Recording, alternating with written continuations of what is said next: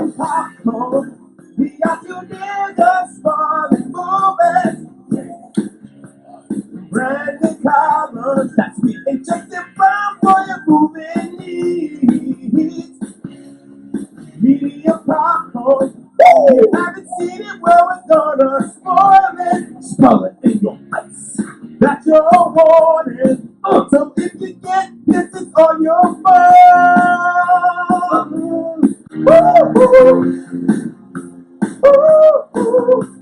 Yeah, we're back with more music and movies for your ears. Medium popcorn in your face. You gonna like it. In your face. Leave a 5-star In your face. review In your face. on iTunes, In your face. Stitcher, In your face. Google Play, In your face. all day. In your face. Yeah, that was beautiful. We're here, guys. Yeah. We're here. We promised you guys live video, and here it is. Live video brought to you by the little Mevo camera. Yeah, but if you're listening to audio, you're not gonna know the real live video, Justin. You're just crazy. Ah, shit. We're talking to we're recording this for later distribution too. You know, people have no idea what you're talking about. Okay, guys. This This sounded crazy. This isn't a live stream. That's coming later. This is going to be recorded later. This will be on a YouTube channel. Yeah, if you want to make a YouTube channel, the link will be up soon. Make sure to follow us on Twitter at MediumP Podcast on Twitter or hashtag MediumPopcorn. We always retweet people that use the hashtag, so you'll know where to find us on Twitter. You can also find Justin on Twitter at JBrownDidIt. You can find myself at American Collins. And email us at MediumPod@gmail.com with any thoughts, suggestions, all that stuff. And then we also have a voicemail set up for Medium Popcorn. A lot of folks have been taking advantage of this, Justin. Yes, I love it. People can call on the 347-508-0978. Once again, it's 347-508-0978. So we got a few listener calls to obviously listen to. Here's our first one. Hey guys, this is Nick. I heard about your show through the Black Guy Who Tips. I decided to check it out. So, caught up with a couple episodes. I really like what I'm hearing. In response to the Suicide Squad review, I think you guys are pretty much on point. The Enchantress part is just god awful, and that is easily the worst looking villain I think we've ever seen. And I think what I liked about your review a lot was it speaks to, I think, the biggest problem that Warner Brothers is having is in DC Comics you're dealing with a much, I feel like this word is so overused, but it's so appropriate though. It's such a dark universe. Yeah, I think when we talk about a character like the Joker and Harley Quinn, Marvel doesn't have that problem. They don't have those kinds of villains where you can even do a whole movie just on a villain. And then Marvel suffers from that a lot when we see the lack of villains being able to come to the forefront of these films. We don't see a Marvel film because a villain is someone we remember. We see the movies because we like the colorful heroes and so on. And DC and Warner Bros. Trying to put out PG-13 films based on a dark universe is their problem. Amen. It's why their animated films do so well and can hit so hard because you don't have to worry about ratings and so on. So I think that's and the biggest thing I think is that DC makes it so clear, Warner Brothers rather, and I can't stress enough, this is Warner Brothers' fault. This is not necessarily DC and Jeff Johns' issue. Is how reactive everything is.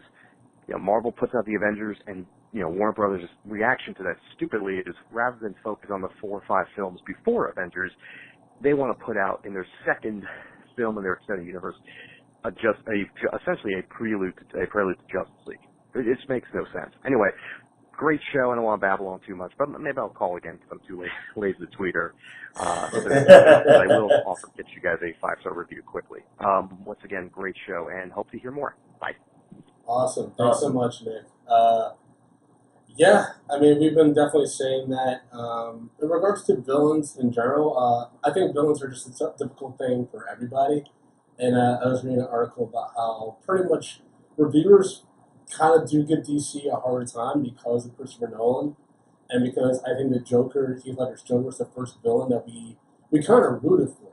I mean, Loki in the Marvel films, we're kind of like, he's kind of cool, so we were like, kind of like, yeah, I like to see him fuck shit up. But the Joker, Batman, you were like, because you had no idea what his actual background was. Mm-hmm. He was scary as fuck, and then he was also kind of cool. Like you love seeing him like every time he's on screen, and I think DC and Marvel all have problems with that. There's comedian Mike Lawrence who actually just won the roast battle for Comedy Central. One time I was talking to him about comic book movies and stuff, and he said villains are the hardest thing, and that's why Marvel ended up doing Civil War because they can't even come up with a good villain, so they just have the superheroes fight themselves. Yeah, And it's like, makes sense. fair point. Hopefully, in the new phase, they'll have some better villains. You know, especially like, dude, the Doctor Strange, man. I know people are like, but that looks dope. As long as they explain how they like. That's bend the universe. yeah. That's why I'm kind of like, all right. So how are we bending the universe and all that kind of stuff? You know, how's this Inception thing really coming into play? You know, in this movie. So I mean, as long as it's all explained and it's out there, fine. I think it should probably be good. I mean, it looks good right off the bat. One quick question for me is, did you read that article about the open letter sent to what you call it? I was just about to open it up. Yeah, I was just about to open up the alleged ex-WB employee goes off on WB. Granted, I mean, all right. So I'm trying to find the whole open letter because I don't want to paraphrase or anything. I want to actually use the person's whole thing. Holy shit! This Yeah, is if you're ever going to write an open letter to your boss or something like that, make sure you do it anonymously. Yeah. Because if you're not doing it anonymously, then you're probably going to screw your career, especially in this business. You know, they will blackball you forever. Yeah. Okay, so I'm gonna read like certain sections because this is a really long letter. You guys can find it online. It's called an open letter to Warner Brothers CEO Kevin. There's also tweeted just recently. So if you go through some of our tweets, Darren tweeted. Yeah. Starts off, when I left my screening of Suicide Squad last week, I was angry, I was annoyed, and let down, and frustrated as well. But mostly I was just angry. Look, I'm a big dork, so of course I thought this trailer of the movie did a major disservice to the characters, concept, cast, and crew, but that wasn't why I was mad. Yes, it's unfathomable to me that Warner Bros. Can mess with a movie starring Will Smith, Margot Robbie, and the Joker so completely. That just had me for months. And then she goes on to say that they were angry at the Warner Brothers CEO. Yeah, for keeping Zack Snyder on, but firing everybody under him, so good people are losing their jobs, and Zack Snyder is continuing to go on to fuck up movies. Yeah, it's pretty much saying that like they're digging in. Warner Brothers just like holding on to like the wrong kind of movies. Zack Snyder's Dawn of Justice was a fiasco, but here it comes. This plucky little dark adventure about anti-heroes. I love David Ayer, I love Harley Quinn, I love Will Smith. Put the letter in a drawer, the ship isn't sick anymore, everything is fine. There's no way this movie is bad. And here we are. I got back from my screening and dusted the sucker off. You, your executive team, and the vision of your extraordinary storytellers have resulted in the loss of around 1,000 jobs, some intent on crashing the ship into as much shit as you can find in the ocean by making inane decisions over and over again. Zack Snyder is not delivering. Is he being punished? Since we're doing fantastic externally work, people in finance and marketing and IT, what the poor IT people do. They had no say in a movie called Batman v Superman, only having 8 minutes of Batman fighting Superman in it that ends because their moms have the same name. Zack Snyder is a producer in every DC movie. He's still directing Justice League. He's been rewarded with more opportunity to get more people laid off. I'm assuming you yourself have been financially affected in any real way. You, your studio, are the biggest lesson about life one can learn. The top screw-ups and the bottom suffers. Peter Jackson phones it in, our marketing supervisor has to figure out a plan B for house payments. Damn, pretty much. Woo. Well, I think one of the funniest lines of that whole thing for me was that the studio head should be forced to live in their car until they make a hit. Oh yeah. You should be forced to live in your car until you make a hit movie. Ooh, ouch. Yeah, it's just like, what are you even doing? I wish to God you were forced to live out of a car until you made a #1 movie of the year. Maybe Wonder Woman wouldn't be such a mess. Don't try to hide behind the great trailer. I was like, oh Lord. People inside already confirming it's another mess. It is almost impressive how you keep rewarding the same producers and executives for making the same mistakes over and over. If I worked at a donut stand and I kept fucking up donuts, I'd be fine. Even if I made one decent one every now and then, it doesn't matter. I'm going to get fired. Yeah. She compared these movies to donuts, bro. Damn. So, Damn. yeah, DC. That being said, this podcast is fueled by donuts. I mean, I know the director of Wonder Woman, Patty Jenkins, came out and said this whole thing is bullshit, but I mean, obviously she's going to say that. Oh, yeah, she's not going to say, no, she's not going to say, yeah, guys, my movie's going to be shit as well. My movie coming out in a year is going to be horrible as well. Like, she's not, no, but I'm more than sure that the studio probably, like, begged her to say something. Oh, yeah. It's just like, hey, I'm going to need you to go on record and say this is not going to be a train wreck. Yeah, it's just like everything else we've done. It's just a mess. DC, fucking up, son. Yeah. Come on, son. Well, yeah. So, Nick, we agree with you. It's been a mess. It's been a long road. But it'll be interesting to see what else we hear potentially about Wonder Woman as the days come on, and if Warner Brothers is potentially going to freak out and try to mess with that like the way they mess with Suicide. You know what? It'll be interesting to see what Warner Brothers, what they do when they actually do have that hit. It's like how they actually react, how they actually come from that. I mean, because you throw fucking baloney at the wall long enough, eventually one's gonna stick, and they're gonna get one that's actually gonna hit. Yeah. Are they gonna feed off of that momentum and keep it going, and and then make the rest of their movies better, or are they just going to just live and die off of that, and just basically just churn out dog shit after dog shit movie? I mean, everything on radio says that they should just start over at this point. Like, they should just cut their losses and try to start over. Yeah. Just because it's such a mess. Like, maybe, but then you have to get rid of Ben Affleck. Like, you can't have any continuity of, like, the recent trailer. Like, if Justice League is bad, dude, I think that may be why we don't have a date for the Batman by Ben Affleck. I think he's working on the script, and he's going to wait and see how the movies next year do. Mm. I don't think he wants, like, and I've said this before, I don't think he wants to be fully tied down to this shit show. I mean, it already is a shit show, but I don't think he wants to continue down this road if Warner Bros. Just going to keep fucking the ball. Or they're just not putting out the movies that fans want to see. So why invest, like, another 2-something years making a Batman movie if people aren't going to see it because they're just tired of this universe? We shall see. We shall see. So we have another voicemail, of course, from fans. And here we go. Yo, what up, man? That shit rang so many times I thought. Nope, we did not hear that. Oh, okay. Sorry. What do you do? I thought we already heard. Sorry. Yo, what up, man? That shit rang so many times I thought somebody was actually going to answer that shit. But yo, Medium Popcorn, Brandon, Justin, what up, man? I love the show. My name is Dez. On Twitter, I'm Dez01. I hit y'all up a few times. It's DEZONLY. What's up, man? Yeah. But, I just want to, call in and say that I love the show. I love what you guys are doing. And keep bringing the heat. Y'all are funny as fuck. And I love it. So basically, I'm just calling in to comment on the last show you guys did on the Suicide Squad and all that. It's been very controversial. And I'm pretty much on board with what you guys are saying. It wasn't a great movie. I don't even know if it was a good movie, but I still enjoyed it. You know what I mean? So I'm pretty much where you guys are. There was moments in the movie that really worked for me. I thought Will Smith was dope. Margot Robbie was dope. Diablo was dope. Viola Davis was dope. But, the movie was kind of a mess.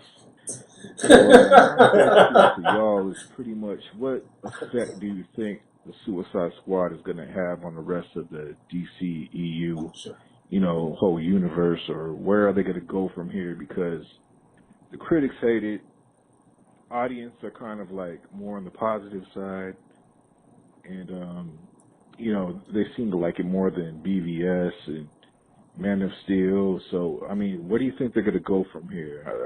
Do you think, like, the studio's just going to be like, are they going to listen to the critics or are they going to listen to the fans? Because the critics pretty much seem to hate it, and the critics are more on the positive side, like I said before. So, what do you think they're going to go from here? And like I said before, I'm with y'all.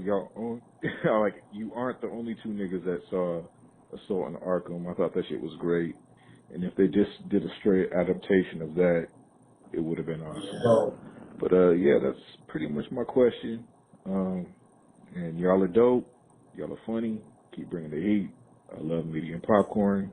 Y'all two niggas funny. That's pretty much it. So peace. All right, thanks so much, man. Thanks, Des. Thanks so much for that. We kind of already answered the question he had. Yeah. But definitely, man. Son of Arkham. I didn't even want to watch it again. Like, I have it on my desktop. I didn't want to watch Son of Arkham because I just thought it would make me angrier at Suicide Squad. Like, this is what it could have been. You know what I also forgot about Son of Arkham, too? It has the fucking Riddler in it in a pretty dope capacity.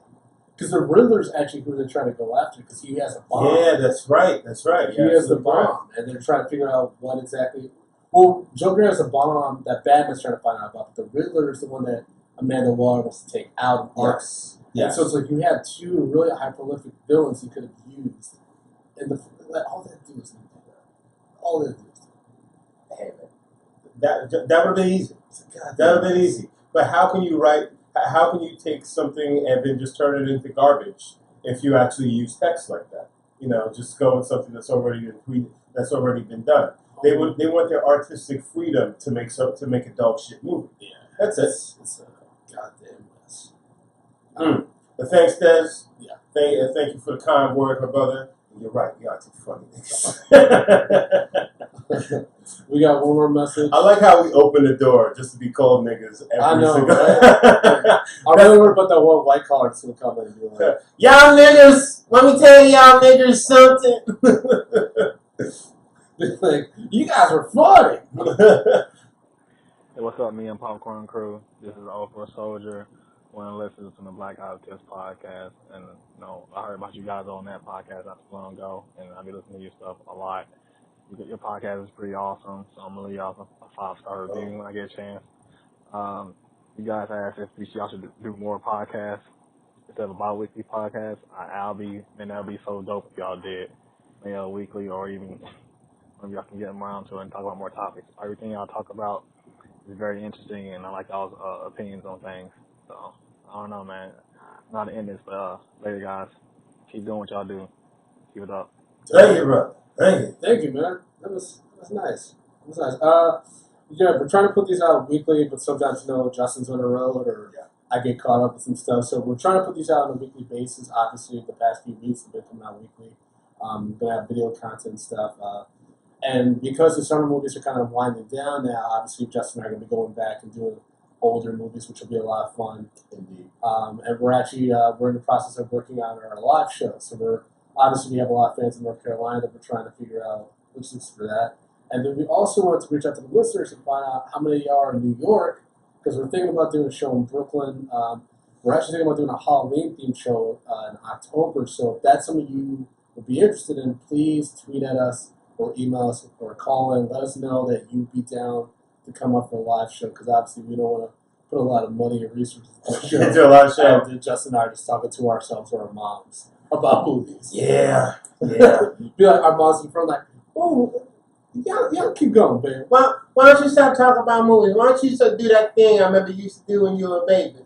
Come on, Justin, dance for me like you used to. And I'll just stand up there and cry. So keep the listener calls. I don't want to know more about that. Keep the listener calls coming in and stuff like that. But obviously, as the episode title discussed, we're going to be talking about Sausage Party and other Seth Rogen, Evan Goldberg movies and stuff like that. So I just play a little clip of our the Sausage Party trailer.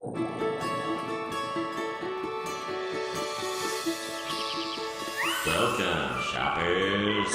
Ketchup, mustard, sausages and buns. I can't be everything you want me to be. I can't be. Set them straight, boys! Hey, look at this! We've got one! Yes! We're chosen! Yes! Yeah! We've been chosen together.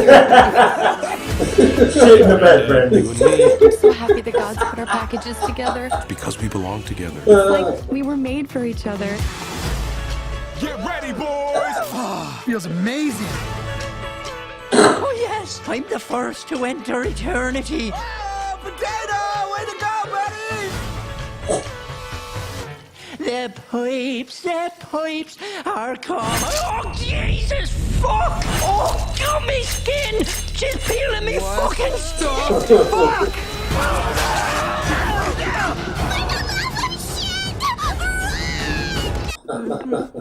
Oops.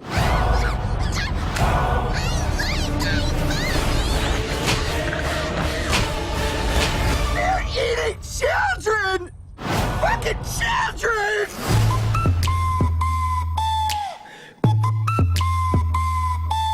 So, you have learned the terrible truth. I gotta tell That damn song.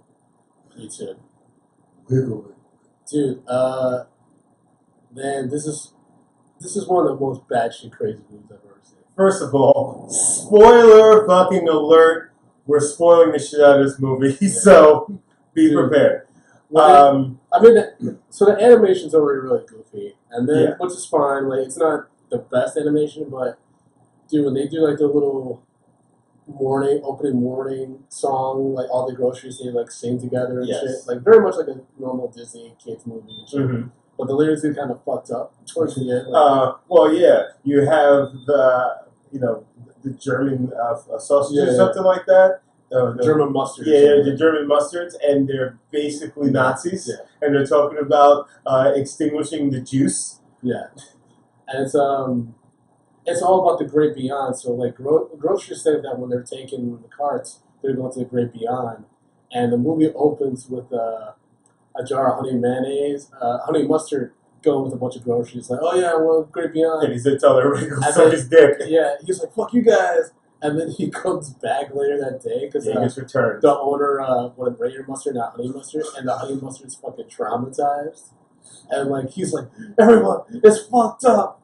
It's all fucked up. And then the honey mustard commits suicide, which ends up doing, which leads us to like the whole Saving Private Ryan spoof, which is fucking amazing. Yeah, that was. Dude, this movie has so many parodies of like, just like funny like real movies. You know, like there's Saving Private Ryan, The Great Escape. There is a. There's just so many in this. There's just so many. It's like you really have to sit down and think and think about every single There's just so fucking many. I mean, well, for the most part, this movie's an allegory for religion. Yeah, you know, it's the whole movie's an allegory for religion about how all these because every different every display they kind of have their own different beliefs. Idea of what the great beyond. Yeah, and how you get there and all that kind of stuff. Just be prepared. This movie is not very culturally sensitive. It's probably one of the most racist movies I've seen in a long time. But they make fun of everybody. Yeah, everybody. It's like it's like in the same vein as South Park. I was about to say that. I know a few people were saying, "Oh, it's like really racist," but I'm like, yeah, but South Park does the same shit. They get away with it. They've had it passed for 12 years now. So yeah, well, that's the thing. It's like if you're not just aiming your shit at if you're aiming at one group, then like of course you're gonna get mad. But if everybody's getting it, I don't want to hear shit. Yeah, like I don't want to hear shit from you. Word of advice for anybody who's thinking about taking their teenager kid to see this movie: do not do it. This movie honestly reminded me of when South Park the movie came out, and like I was a huge South Park fan with my friend Phil, and his mom was like, "I'm not going to see this movie, but I'll buy tickets for you guys to see it." And I was like, I think we were like 12 or 13, and the guy at the counter was like, "I really recommend you don't buy this ticket for these kids." Yeah. Like he was like, "It's pretty rough." And she still bought them for us, but like when I saw the movie, I was like, "Oh." So, yeah, I should not be watching I was like, yeah, this movie's pretty rough.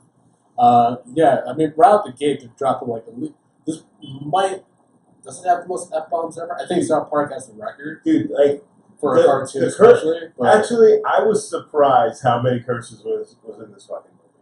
Yeah, they said. It was out of control. Yeah, they swear a lot. In the first 10 minutes, I was just like, are they trying to make a record for saying fuck?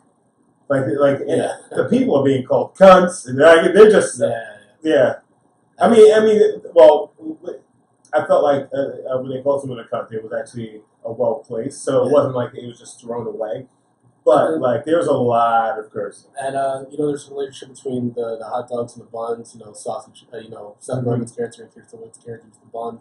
And their whole philosophy is when they go to the great beyond, they get to finally be together. Mm-hmm. Like they pretty much get to fuck. Yes. But the thing is, they don't know yet that they pretty much get killed before that even happens. Like the sausage would be killed before he even gets in the bun. Like it's like, you know what I mean? Like, so what happens is the jar of honey mustard. He's traumatized, but he gets picked with Seth Rogen and Jonah Hill and Michael Cera's characters, Kirsten Wiig and the buns and stuff. So they're on this grocery cart, right? And then there's a douche, like a literal douche, that gets put in the basket. Nick Kroll as Bobby Bottle Service, right? Yes. He's pretty much doing that character. Yeah. And so what happens is the honey mustard gets picked in that grocery store too, starts freaking out, wants to kill himself. Seth Rogen and Kirsten Wiig get out of their packages to try to save him, but then it causes the grocery cart to crash. No. Well, he jumps out. The bottle breaks. She stops. Right? She stops short, and then somebody hits her cart. Yeah. And then somebody hits her cart, and then Seth Rogen as a hot dog and Kirsten Wiig as a bun. They end up flying out of the cart along with a bunch of other items, including the douche. And then they hit the floor, and which clean up on the aisle. Oh, and also like being thrown away is almost like being thrown into like the dark abyss. Yeah, it's like going to hell. Yeah, it's essentially it's like the most terrifying thing for a grocery. Yeah, like how do you know it was spoiled? And so what ends up happening, and I didn't actually expect this, was that Seth Rogen and Kirsten Wiig are actually separated from like Michael Cera, who's a deformed sausage, and Jonah Hill. Oh yeah. So I thought they were like going to all be having to break out of that house and go back to the grocery store, but it turns out Seth Rogen, Kirsten Wiig, a fucking bagel played by Edward Norton, and like a Woody Allen voice. Yeah, it was so weird. And this Arab, this Israeli pita, right? Yeah, pita thing. And so they're separating. They're trying to get back to their aisles, and 72 bottles of olive oil that he gets in afterwards. Virgin olive oil. Once he goes to the great beyond, it was like Justin said. It's like a huge religious allegory. So they're trying to get back to their aisle, and then the douche gets broken and thrown to the trash. But then he finds a juice box and pretty much sucks all the juice out of it. From the juice box's crotch, by the way. It's a very graphic scene. Yes, so he's like, I sucked the juice box's dick. So then the douche, by the way, talks like a Long Island bro, like, hey bro, I'm the douche, man. And so he gets juiced up, like a steroid shit. Yes. And it becomes a little ridiculous. But he's the villain of the movie, essentially. Yeah, well, he's a villain in the movie, and then also the humans are, So the humans are really bad. They're just being humans, but they fucking start murdering. Yeah, well, they were seen as gods. Yeah. They were seen as gods. I mean, well, that comes later in the movie. You guys, if you think, all right, so in the preview, you're already like, man, this movie's gonna be fucking bananas. There's a point where, fast forward a little bit, a human head is like cut off. And like the animal, like the groceries kind of rejoice in it, and that's when shit gets real because they start murdering people, and then it's like, oh no, like Tatiana's mom didn't want to see this movie because she didn't want to think about the food's having feelings and stuff.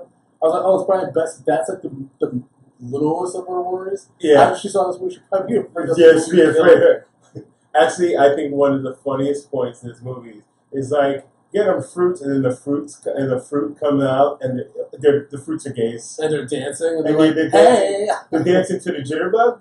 Yeah. Like that's just insane. Oh no, they're dancing to "Wake Me Up Before You Go." Yeah, the jitterbug. Oh, that's the jitterbug. Yeah, the jitterbug. Oh, the jitterbug. You broke the my heart. Ooh.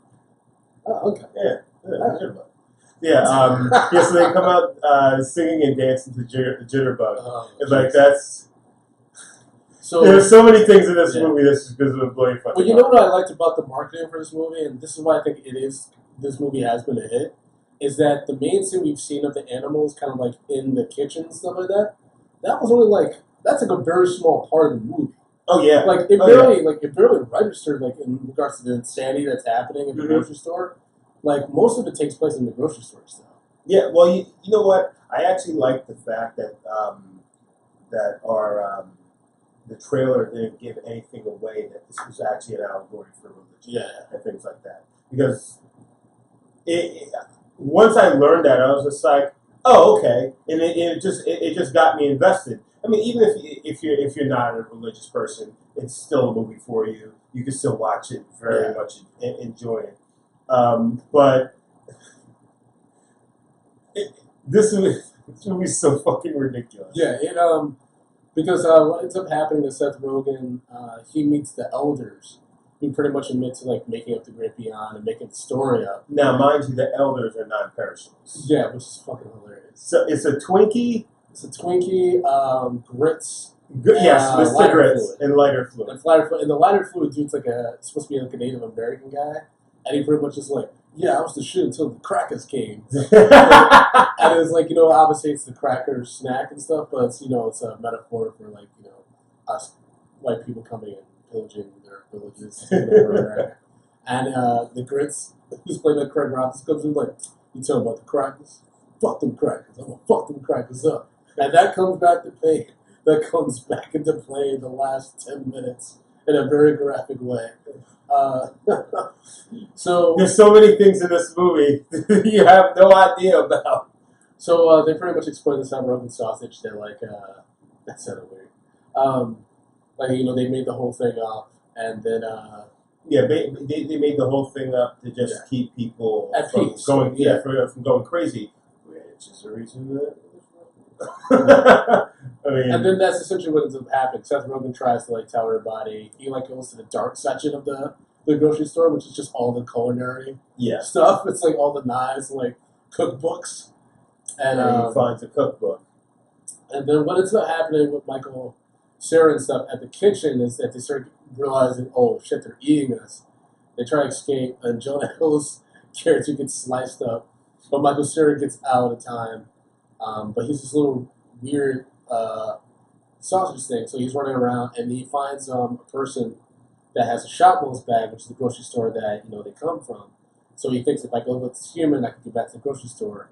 This human's a drug addict who ends up doing bath salts. Yes, and then which comes back to play later on in the movie. The bath salts end up making this dude trip out so much that he actually sees the groceries. For what they are. He sees them alive, and then pretty much like, oh, take us back to the grocery store. But then at this house, he meets this dude. So he meets Michael Cera's sausage meets a few other food characters. But the main one that comes into play is a fucking piece of gum that talks like Stephen Hawking is in a wheelchair. And it's like, it's so weird. This movie is fucking crazy. Yeah. But they had to have so much fun writing and doing that. Oh, no. I would have loved to be at the writer's table for this one. If you just think about writing and making this movie, I mean, honestly, like, it was so good. It was so good. This is what my dream movie would be for these guys, because they could do an animated movie, would be to have Trey and Matt Stone write either a South Park sequel or like an original idea for a cartoon, and then have Evan Goldberg and Seth Rogen to write. Because I think their two sensibilities could kind of mesh into a really fucking epic, like, parody of, like, whatever they want to talk about. That would be fucking And it would make $1 gazillion, because they're both tried and proven comedy teams. And after seeing this, I'm like, oh, so I'd be surprised if they don't get along with Trey Parker and Matt Stone. Yeah. You know what I mean? Like, I was really impressed by how creative. See, the only thing is with Trey Parker and Matt Stone, like, they are like outliers. Yeah. They do their own fucking thing. They don't give a fuck, and they pretty much answer to no one. So it's like, do you think that they? Did you see 6 Days to Air? No. So everyone told me, and you guys can, I think you can find it on YouTube and iTunes. It's like $4, but it's an hour-long documentary by Comedy Central about them coming back from winning all the awards for Book of Mormon, and they have to make a new season of South Park, and it talks about their process and how like hard it is to come up with fresh content in a week. Yeah, and it was pretty interesting to see how they work, how long they keep rewriting, how they're rewriting literally to like the air date and stuff. It's pretty good. So I definitely recommend you checking that out. And where do you find it? iTunes and YouTube. Like it's like $4. Oh, okay. Yeah. Okay. I'll find it. Oh, I tried that. I tried it right. I couldn't do this. So I had to pay for it. Okay. So Michael Cera ends up using the car from the human to get to the grocery store. And this is after the human tried to boil him and accidentally ended up cutting off his own head with a toy axe. Yes. No. He had one of those battle axes. He was like a young. Don't you have a battle axe? No, but I have the Sword of the Daywalker. I have a replica version of the Sword of the Daywalker. I have the Daywalker being Blade, right? Yes, the Blade sword. How old are you? Huh? I had that thing since I was like a sophomore in college. Stop it! How dare you? And that shit is fucking 1,000% awesome. Why did you get a sword though? Huh? Why do you need a sword? Why did you need a sword? It says like a collectible. It's fucking awesome to have. And I love martial arts. I'm martial arts. Fuck you. Don't you judge the things I have. How dare you, Brandon? Why do you have a bunch of Harry Potter shit? Because I'm a man. Yeah, okay. You're a man who's into fucking a fucking 13-year-old boy, you fucking pedophile. He's a grown man now. Yeah, he's a grown man now. He's a grown man now. Man, whatever, man. Hermione's cute as fuck. Nobody sees you pointing at me if you're listening to this audio. That's all right. Because if you watch the video, you're going to see me pointing at this motherfucker right now with a face like, look at this motherfucker. Oh, Jesus. All right, so Sausage Party so what ends up happening is the douche is like trying to fight the sausage in the bun. He like blames them for being all fucked up and everything. He keeps drinking alcohol and like he's drinking anything. Yeah, that like just is liquid. Yeah, he's drinking any liquid and just to juice himself up. It's fucking crazy. And so he just keeps popping up randomly. They run into like the Mexican area. Yes, where they meet Salma Hayek as a taco shop. Taco, yeah, and she wants to fuck Kristen Wiig's character. Yeah, I mean, it was weird. It gets so weird, man. But you just follow with it. It's only an hour and a half. It's like a really. The thing is, though, if you're not into, I would say, if you're not into more South Park versus like past Seth Rogen, Evan Goldberg movies like This Is the End, Superbad and stuff, you're not going to be into this movie. I think this is more. That's why I keep tying it in with South Park more than like their other movies. Because I think it's more like that. The way like they've never really like skewered like religion and like just, our the way society thinks about the afterlife and stuff like that. The way they have in this movie, and I think that's more in line with what South Park does in regards to parody than what they've done in previous movies on their own. Does that make sense, or am I like? I'd say so. I'm trying to help like people that are listening to this that might not like that might be like on the fence about seeing it because they don't know like like I saw this at the end and I thought it was okay, or I saw the interview and it was okay, so I'm not sure if I want to see this. And I'm like, it's kind of like besides like some weed and dick jokes, it's kind of like a different territory for them. Yes. Oh no, absolutely. I know they had two other writers with them for it, but I think it's it's like another avenue of comedy for them. Yeah, it definitely is. I definitely wouldn't say this is a stereotypical Seth Rogen film because it's really not. It is somewhere different, as far as where you typically see him going. I mean, and even Kristen Wiig. I mean, even because even her she had more energy in this than she did at Ghostbusters. Yeah, she did. Yeah. Like I felt like this was a better performance for her. I like she had like I said more energy. Like just her her voice that she lent to this. I think she did an amazing job on it. And the thing is with this movie is one, it was less than $20 million to make. Pixar movies go almost $100 million, dude, to make. Well, I mean, it's like the best animation in the world, but And then on top of that, they worked on this for a long time. Like Seth Rogen had this idea with Jonah Hill since 2010, dude. So they have plenty of time to work on the script, get it right, and it's original. And I think that's why this is one of the few like bright spots this past summer. Out of summer fucking reboots and sequels and like Hollywood, like they gotta like start doing original ideas. And I think this is a prime time to have an original idea with TV and Netflix and stuff killing it so well with like original content. Yeah, I mean, we have insane. We have so much good original content online right now. With the streaming services. Yeah, it's just like how's the actual motion picture business actually gonna pick up, and how are they gonna keep up with all of it? And like this was just a fucking, I think it was an amazing answer. Yeah. It's like letting people do what the fuck they want to do, and get the studios out of it, and just make a fucking awesome movie. And I would go out and say, I'm throwing the rating out right now. I'm gonna give this an XL. Yeah, I'm giving it an XL. And you know what? I'm gonna give it a large. I'm giving it a large just because I need to see it again, and like when it comes out, I think on video, to see if it holds up. Like I think when you initially watch it, you have the shock value, you have like just the absurdness of it, and you're like, oh man, this is really good. But I think also we've just seen so much dog shit lately. True. That it might be skewing us a little. See, I'm giving it an XL because I did not expect this movie to be as good as it was. Okay. I really didn't.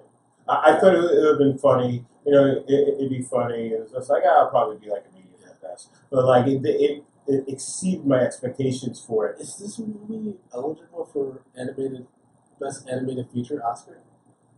Technically, yeah. And if it doesn't, this movie should win something. Because but because of the nature of the script and how crass it is, one might say, I don't think it will, because we are the fucking crudest fucking country in the world. But at the same time, dude, I was up basically 24 hours. Yeah. I did not go to sleep on Saturday night, just by happenstance due to circumstance, and I went to see this movie. Okay. No. I just had a bunch of stuff to do, and I had an early day. But I saw this movie at 11 o'clock in the morning. Yeah. I was prepared to fall asleep in this movie. Oh, okay. And I enjoyed it. I very much enjoyed it. It kept me up. It kept me engaged. Except for like 5 minutes, I blanked out. To be totally honest. Yeah. But like, yeah, and like this, it was a phenomenal movie. XL for me. Awesome. Okay. Quick thing, they almost got NC-17 rating because the PETA's genitals were supposed to be like, they're like so hairy that they were told they had to remove the genitalia hair to keep a R rating. That's just crazy. Like, I think that the MPAA has to get their priorities straight, man. Because Michael Biglia has this movie called Don't Think Twice about an improv group, and like some of them get like on a SNL kind of show. Mm-hmm. And like it's a rated R movie, and I saw it. It's just because they say fuck maybe twice, and they have some weed smoking. But Michael Biglia went on a Twitter rant about how's my movie rated R, but fucking Suicide Squad has decapitations, lots of gunplay, and demented people that torture other characters, and it's PG-13. Yeah. Like, why is sex and like vulgar language censored, but like gun violence and stuff is like easily digestible? And I think that's why we're so fun. So, that because we're fucking the prudest country on the face of the fucking earth. We're not the prudest. I mean, but we're pretty high up there for being as like I guess westernized or whatever. Yeah. We're just I don't get it. I don't get it half the time. It's just like really? Like, if you look at even some of the commercials that they have in Europe compared to our commercials, they're insane. They're insane. They take liberty to do some crazy stuff, and they're funny and stuff like that. But our commercials, they're so like I can almost tell you exactly what's going to happen in mostly every single commercial, and a lot of the movies that we watch. It's all fucking cookie cutter. Because nobody wants to actually take the initiative and go out and just do something different. It's just like, we don't want to push any envelopes. Like, yo, this shit pushed the envelope. South Park pushed the envelope. That's why they've been on the air for as long as they have, and they keep on winning awards. Yeah. What? Word? Don't know, y'all. But that's just my shit. I'm trying to think. I'm looking at IMDb right now, see if there's anything. Seth Rogen's expressed interest in doing a sequel or other R-rated animated movies, which would be hilarious. I don't know how they do a sequel to this though. Yeah. Let's just leave the ending. This is the first time I think that everyone, if you're watching this movie, if you're going to go see this movie, just go see it, and the last 10 minutes are going to really, they're going to fuck you up. Yeah, but the ending of the film, I like how they did that. Oh, yeah. And I was just like, we spoiled a lot of this movie. Yeah. Let's not spoil that for people. Okay. And also the last 10 minutes of this movie is just fucking it's very cuckoo bananas. It's cuckoo bananas. But in that ending, like it's very meta. It's very meta. It's extremely meta. You know what it is? I think it's because they had a hard time coming up with an appropriate ending, and I definitely understand why.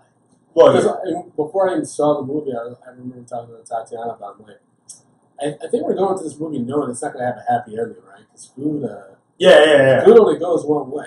Yeah, it's like eaten or it's spoiled. Spoils, yeah. It's not gonna. So they do a unique way where I can see where they could possibly go for a sequel. Mm-hmm. But I mean, they could still use these characters for a sequel if they wanted to. Yeah. But yeah, I definitely, I think these guys could do original stuff. I mean, for me, the reason why I also gave it a large is because out of the Seth Rogen, Evan Goldberg movies, this isn't my favorite. My favorites of all time is Superbad. I quote that movie all the time. Like, it's one of the funniest movies. Just because it's just so fucking funny, and you got McLovin. You can't. That kid's first role as McLovin is like one of the funniest things. It's like, why is it McLovin? Why is it a normal fucking name? It's between that and Muhammad. It's like, why the fuck would it be between that and Muhammad? It's between McLovin and Muhammad. Like, what? See, in Superbad, for me, just like even how the credits roll with all the fucking the pictures of the dicks and dick drawings, like that, I thought that shit was hilarious. I don't know. For this one, I actually I like this better than Superbad. I like this better than Superbad. Because like I don't know. I want to say Superbad got old. Well, you know what? I guess maybe it's in hindsight and looking back, it's just like I kind of got tired of Jonah Hill. Okay, yeah. Back then, that's when he was like in this high prime of like I'm just yelling everything. God damn it! That was like what he was doing in every movie, pretty much. Yeah. And then he finally like toned it down and like just acted like a normal person. Yeah. And he still had the deadpan bass, which is actually funnier than him just screaming all of his lines. Yeah. Because actually in Superbad, he was just like he was very loud and obnoxious versus like him when he's like very calm and like does the weird deadpan that's kind of like borderline creepy. But he's just clearly just judging everybody. And I think that's the funniest shit in the world. See, and that's why I kind of like this movie. It's like, like Jonah Hill was in it, but Jonah Hill wasn't Jonah Hill. Yeah. And it was such a different concept for a movie and such. And actually, funny thing was, the day before I went to go see this movie, I actually had a conversation about religion. I had a debate about with someone about religion and things like that. So it was just like it was just perfect. It was just perfect. It just coincided with my life because I literally had this conversation the day before, and then boom, this movie comes out, and it's like you guys are listening to exactly what I was saying just yesterday. Yeah. All right. Cool. Oh, by the way, it's just a weird movie. The douche gets really weird towards the end when the food starts attacking the humans because they shoot them with picks, toothpicks that have bath salts in them, so Yes. all the humans in the grocery store can see the groceries alive. And the funny thing is, the humans don't, they're not frightened. They're just like, we need to kill all these groceries. Yeah, which is like, insane. Because if you're if you're like in Vietnam, right? Mm-hmm. You're not gonna be like, oh yeah, there's gonna be more of me than there are in the Viet Cong. You're gonna be like, I gotta be stealthy. Yeah, I'm in enemy territory right now. Yeah, I would hide. I would hide. I'd be like, whoa now, little fucking sausage and fucking buns. Yeah. It's just like, what's going on? I don't want to hurt y'all. You know what? I'm not eating you guys anymore. I wouldn't I wouldn't go and do this, have a fight and just start trying to stomp on everything that I see. Like they were ridiculous. Yeah, it was crazy, man. It was so stupid. Then again, they were on bath salts. Did you hear about Sony doing like a sausage party prank in like the grocery stores? No. They had like animatronics, like actually moving and shit. And Turn it around for the people.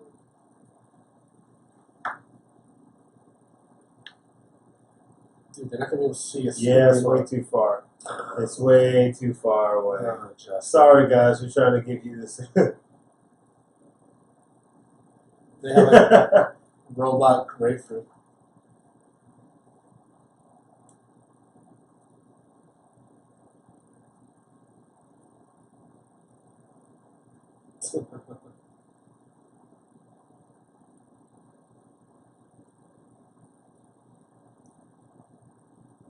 They just have like a talking.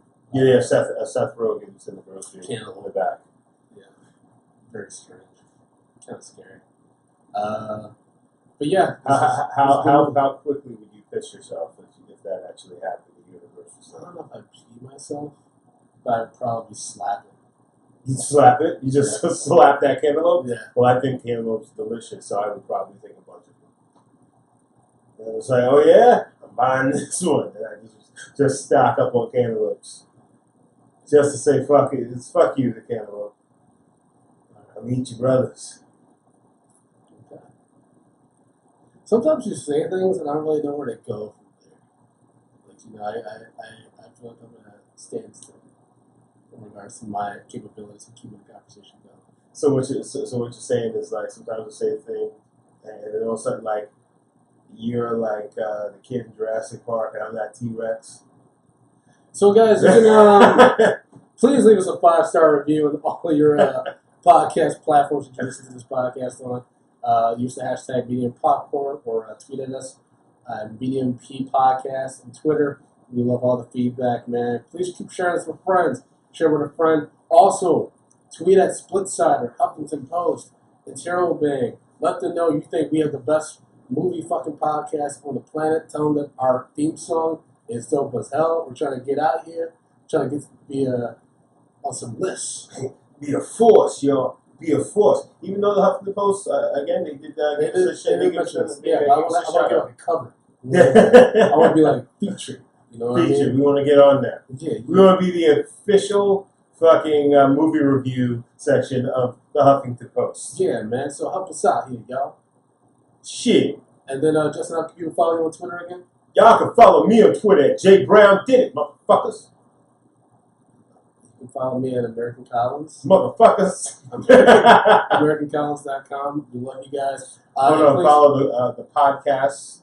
MediumP Podcast. And you can also send us voice messages. You know, give us a call at 347-508-0978. Yeah. Leave us something sexy. Something creepy, too. Well, guys, somebody has to leave something creepy. I need something creepy on the line. Don't, Justin. Yes, yeah, I like creepy things. And we're going to play it on the show. When you say creepy, though, that leaves it open for a lot of interpretation. Hey, man, as long as it's funny. If it's funny, I don't care. Dude, I swear to God, if somebody calls and threatens to, like, rape me, I'm going to fucking kill you. Why does it have to go to rape, Brandon? I don't know, man, because you're just opening the floodgates. Why does he have to go to the race? Someone could literally just call and be like,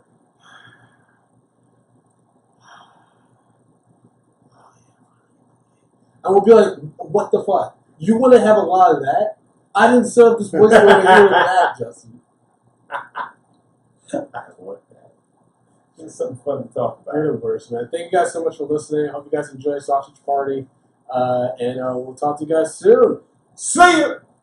Medium popcorn, we are together for the moment.